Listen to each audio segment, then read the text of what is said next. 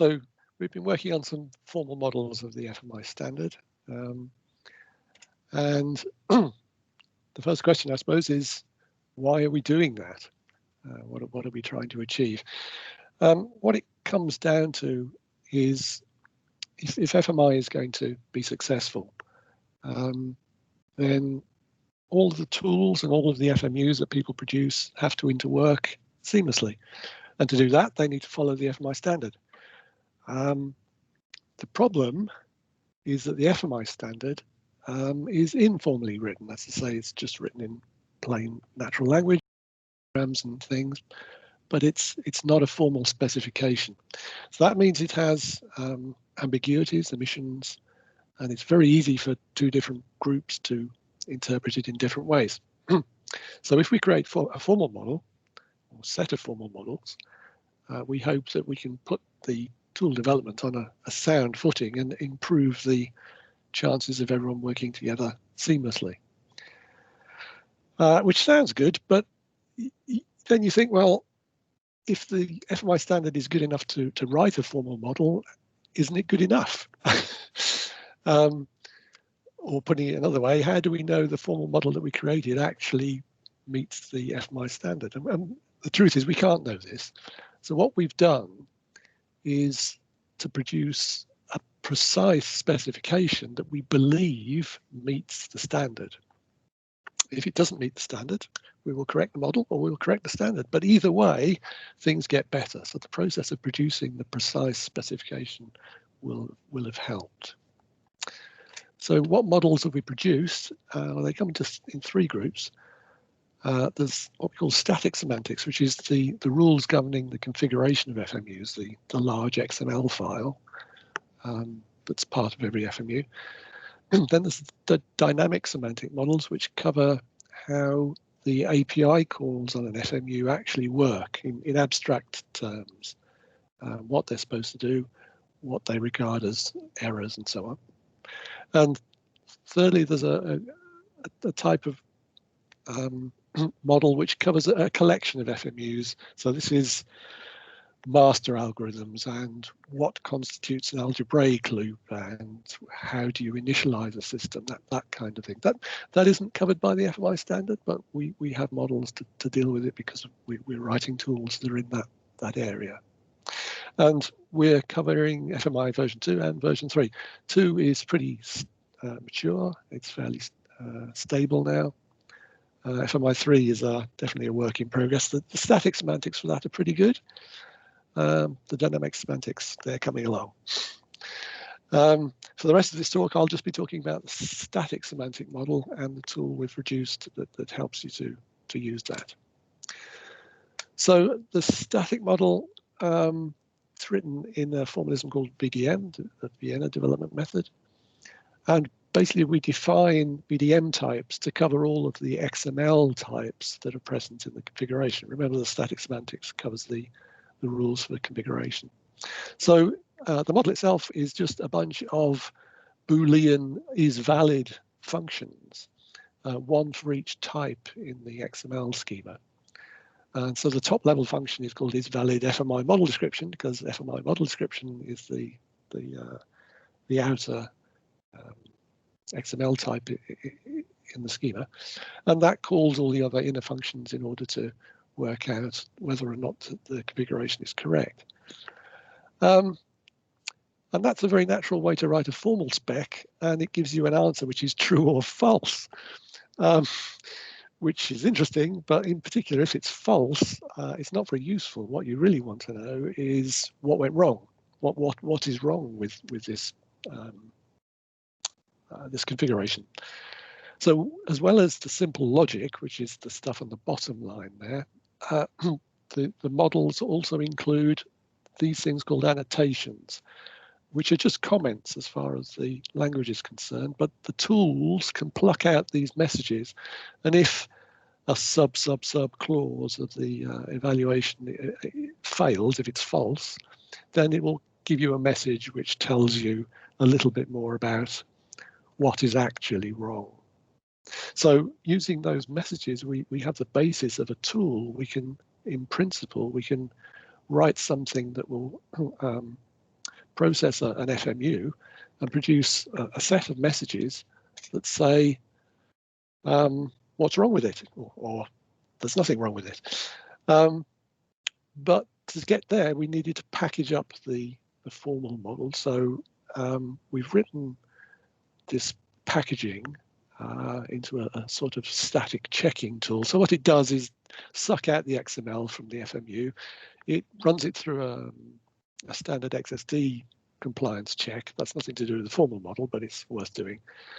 Then it converts the XML into VDM values, which is a straightforward conversion.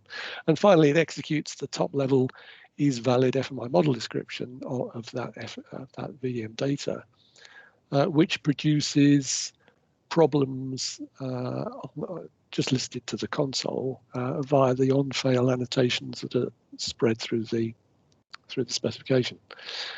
That's all wrapped up into a script. To make it easy, you literally just download one package, unzip it, and run VDM check. So you don't have to worry about formal modeling tools or anything like that. The result is similar to the existing FMU checker. We sort of overloaded the name, I think, with the -X flag, which just checks the XML configuration. But as you'll see later on, the formal model is far more precise about what it regards as correct and incorrect. So VDM check, that's its usage line. The first bit there is just a way of getting out the VDM that's produced for debugging, really. You can change the XSD schema if you want to, although by default it will use the standard one that's built into the package. And then you can either pass an FMU file, an XML file if you've got one extracted, or you can actually just deal with XML in line. That's useful for other tools that are trying to use this. So I'll just try and give you a quick demo of this. So in this file, in this directory, I've got 3 FMUs and 1 XML file. If I just run VDM check by itself, you see that's the usage line I've just showed you on the slide. The run script just runs VDM check on each of the 4. And you see it just takes a second or so to do each one, listing that errors were found or no errors were found. The first number on the line is a unique error number, so that lets us uniquely understand what is wrong if we're using this somewhere else. The second number is the section number of the FMI standard where this error is explained, or the rules regarding whatever is wrong is explained. So section 227 covers well, variables by the look of it. They're not all variables. So there are various other sections, but obviously variables are very commonly wrong. But this one's to do with initial unknowns and state derivatives.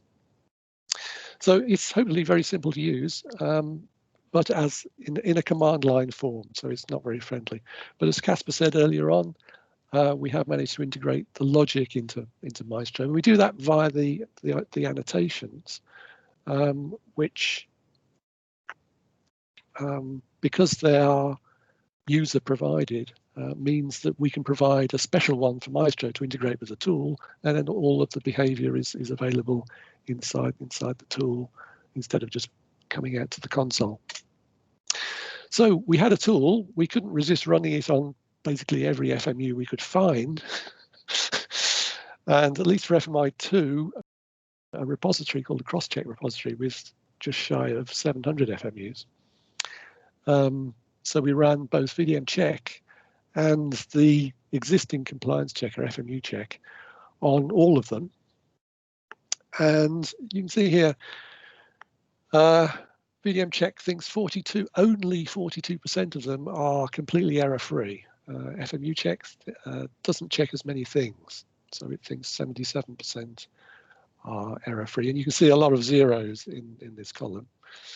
Doesn't really matter what these errors are. They're common things that are easy to misunderstand from the FMI standard. The one I would draw your attention to is this one, the structured scalar variable names. Here, VDM check and FMU check agree precisely on the 123 files that were in error. And in fact, drilling into those 123 files, all of the errors are precisely the same. And the reason for that perfect agreement is that that section of the FMI standard has a bit of formal notation. It's a BNF, EBNF grammar. So all of the tools know exactly what to do. This is in effect is what we're trying to do with VDM check itself, such as they produce a formal model so that everyone knows exactly what the rules are.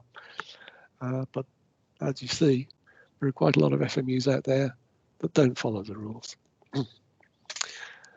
Future work here will continue to keep tracking the standards, FMI3 mainly, but FMI2 is changing subtly. I think there's a 202 in the wings. And we'll update the model if it needs to be. We'll keep up with FMI3 examples as they appear. They're just starting to appear now.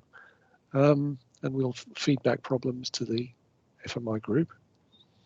And we'll continue to use these models to underpin other groups, like Maestro has already been done, but potentially other tools as well.